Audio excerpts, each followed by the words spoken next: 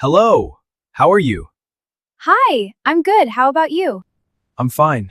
Where are you now? I'm at the hospital. Oh no. Why? What happened to you? Don't worry, I'm fine. But you said you're at the hospital. Yes, I said at the hospital, not in the hospital. What is the difference? At the hospital means I am visiting someone. In the hospital means I am a patient. Ah, now I understand. I am go to market. No, say I am going to the market.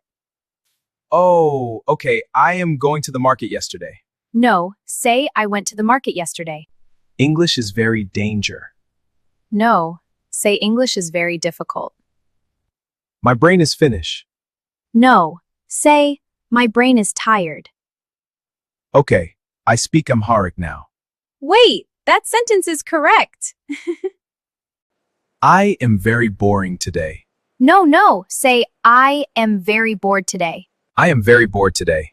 Because I didn't eat breakfast, I am very hungryful. Not hungryful, just say I am very hungry. English is confusing. It's okay, you are learning. Good. Now I am bored and hungry, so I will eat your lunch. Wait, that is my lunch.